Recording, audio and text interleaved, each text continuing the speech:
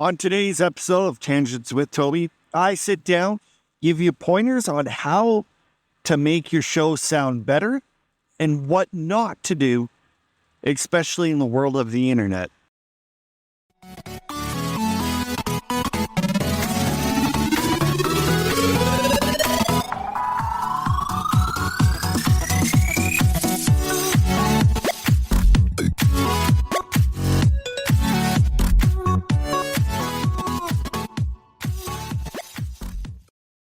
Welcome to Tangents with Toby, and today I thought to myself, what kind of show can I do? I know I promised on Twitter that I was going to do a show that kind of pisses off a few of you. But today, what I'm going to do is I'm going to give you podcasting advice straight from a veteran. I've been doing podcasting since 2011.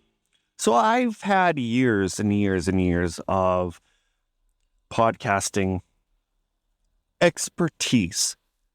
I've learned things that worked. I've learned things that haven't. So what I'm going to be doing is I'm going to be telling you what the internet is basically telling you that is 100% wrong. First up, be careful when you watch these videos.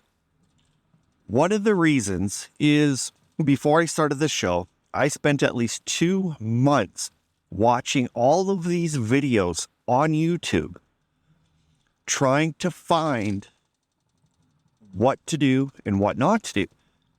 The thing that popped out the most was the information that everybody shares is the exact same information, but it's worded differently to make it sound unique and new. If you go back to these videos and watch them, write down all the topics, not what they said, but the topics that they're trying to promote, then watch 5 other ones, and the top 5 will always be the exact same. It is absolutely incredible. That's the biggest one. Don't always follow what YouTube creators are saying. All they're in it, they don't care about you. They care about the clicks. If they can make their content absolutely unique and people are going to get a little brainwashed to listen, to believe it, they're going to click it and do it. Another one that I found quite interesting is when people are using the microphones and saying, here are my top 5 microphones. They range from $100 up to $500. And this one here costs $1,000. Of course, what they're doing with this is they're using affiliate links. So when you click on it, it takes to Amazon. You're basically paying them a certain percentage from that sale of that microphone for them. So don't click on any links. They'll always have a title and a description. Use that in Amazon to find those particular microphones. So that's another thing that they don't tell you. The only way that the affiliate links will work is if you have a big enough community, a big enough following that it's going to pay for itself. So if you have, say, 10 people in your community, 10 downloads, 10 listens, that affiliate link isn't going to do anything for you. After a certain amount of months, that said company could eliminate your program just because you have not met up with what they want you to do. I think Amazon has it that after 3 months, if you don't get any sales leads, they will just cancel your account and you have to reinstate it by signing up again. That's what they don't understand. There are so many more things out there that people just don't tell you. It's a lot harder to gain followers if you do not have the right topic. There are so many topics out there that you might think works, but let me tell you, it may not. And that's the key. Because you like it or a friend likes it doesn't mean everybody else will. Be careful what you choose. If you pinpoint and say, well, I want to focus directly on the life and times of Reggie High, and it just tells about your high school experience.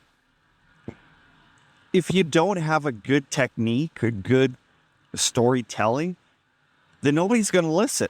But if you have a show about classic video games and you can do it right, then that could be like an absolute bomb and everybody could love it.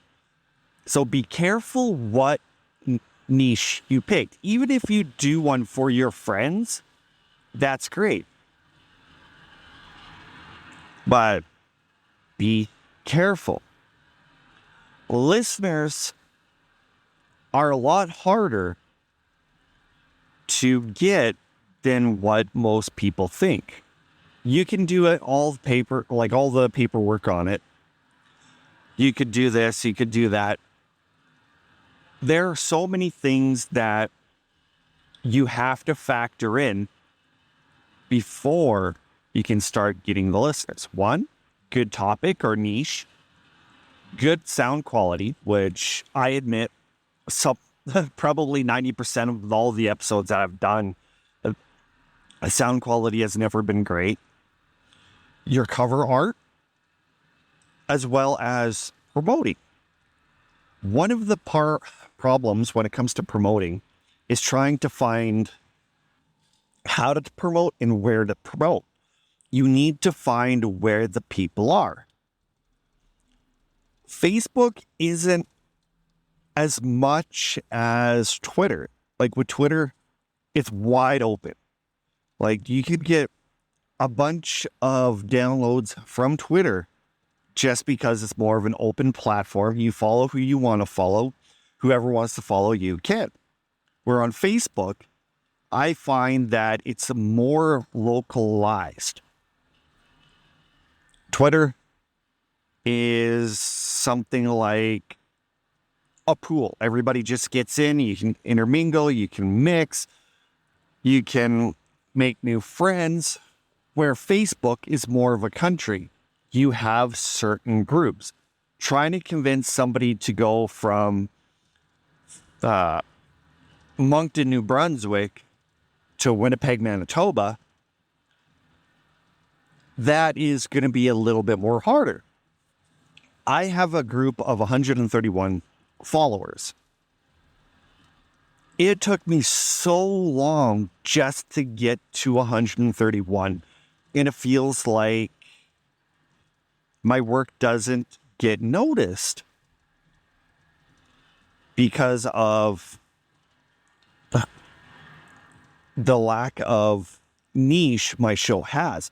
So I kind of go up and beyond to do something more quirky and more different. You can even see engagement on Facebook on your page. And with my engagement of 131, I'm lucky if I get 5. So which discourages me from doing it.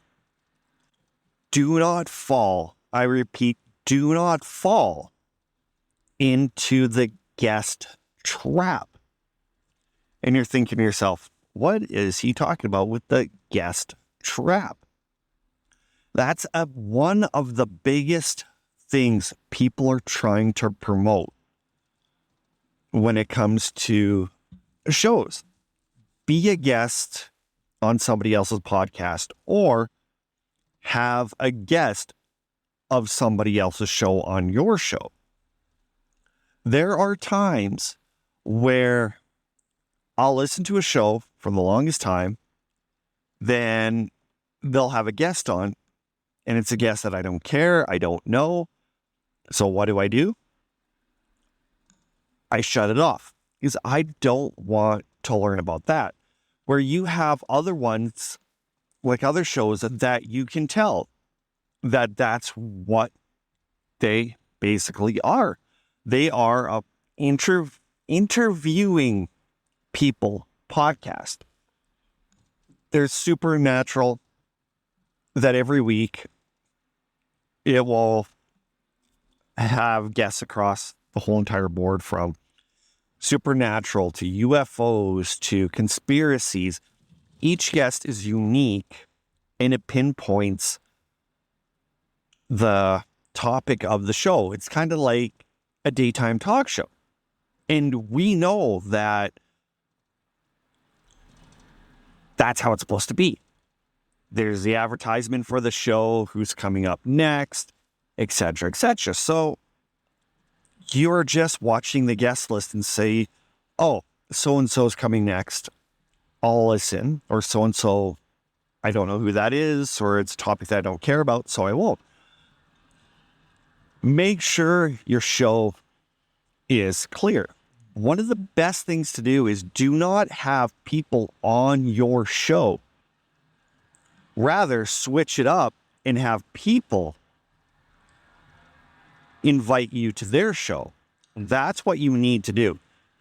Keep your show as straightforward as possible, unless the topic that you choose is straight right across the platform. If you're doing things about Nintendo and all of a sudden you have one of the creators of, oh, even better, say that you're doing the Sega Genesis history, games, reviews, and you have the guy who came in and basically said, this is what we're going to do to the Sega Genesis lineup. Let's drop the price. Let's start making fun at Nintendo and go for there. So basically the CEO, if you can get him talking about Sega, then do it. But if you're going to be doing Sega Genesis, man, like the show, then have somebody from Nintendo, that's not going to work. SEO. I'm still trying to get into this, but one of the best things is to be creative with your title. There are companies out there that says that SEO does not look at your description, but it rather looks at your title. I had one show, it says Bike versus Tree. Okay, that if somebody takes a look at it, they're not even going to think twice about that show. However, I changed the title of the show from Bike versus Tree, and within 48 hours, my downloads doubled. Because what I did differently was I put when Groot's cousin attacked. Right? Groot the tree. When the tree attacks. That was key because I used that word Groot. And I used it at the time where Guardian of the Galaxy kind of, it hit the screens, people were Googling. And that's the key to the part. Make sure your title is very clever and you can use it for your advantage. This part's going to be very interesting, but hear me out. You want that little upper advantage for your show to get noticed, to be out there. Yes, show the show. When you have all your email accounts have your website, which we're going to be talking next. So you have your website link, like tangentswithtoby.com. On every single email address you have to promote it. But the one part that people need to learn is if you don't have an audio or a video podcast, get one. You don't need to buy the cameras, the boom mics, just things like that. What you need to do is get your audio into a video, upload it,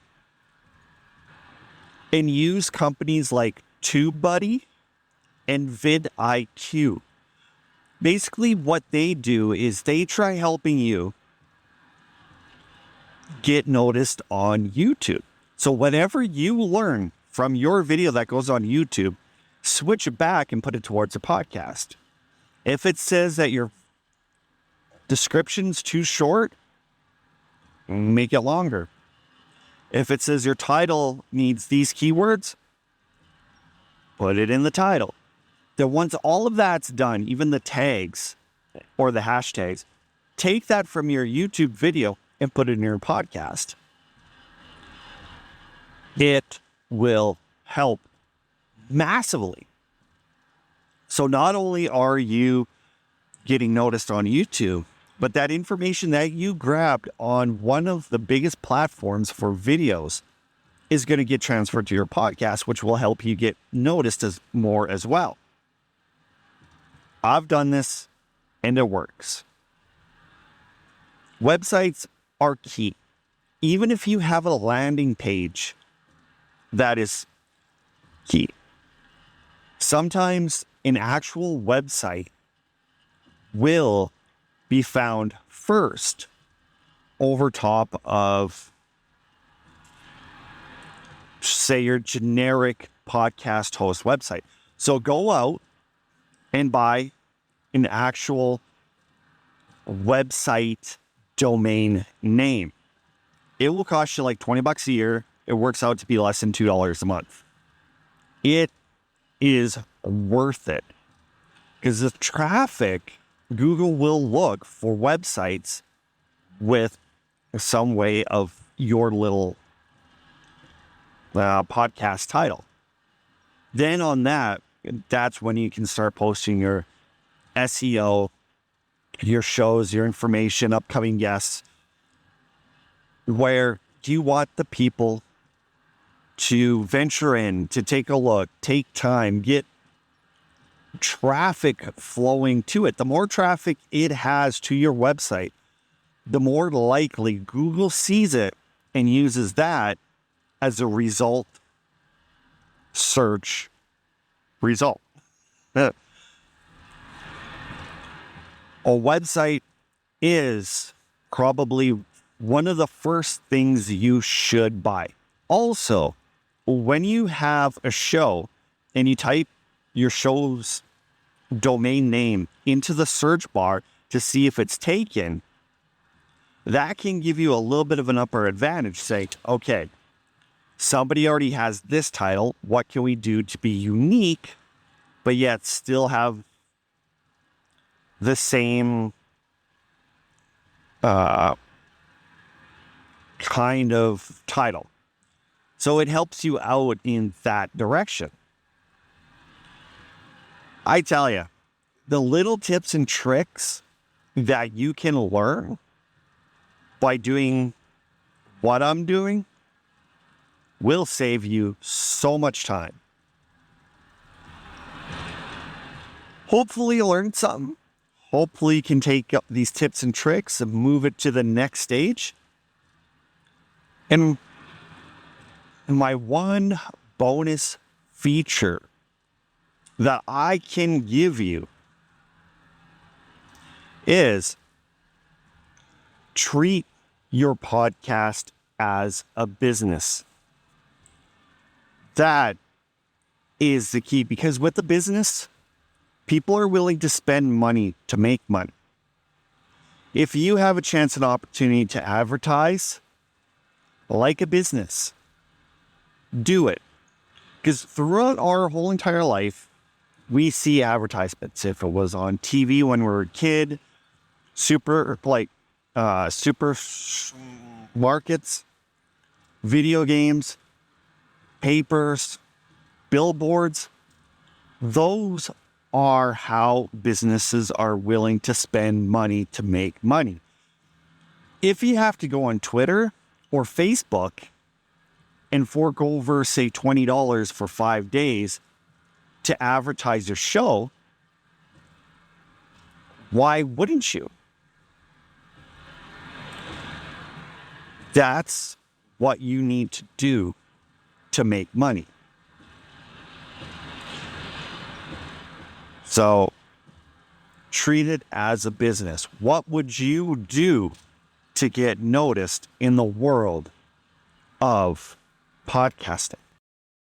If you have any questions or comments, feel free to email me at tangentswithtoby@gmail.com, TangentsToby across all social media platforms, or even if you head over to tangentswithtoby.com, I am revamping the website to include my clothing brand, which is pre-order, and we can grow from there.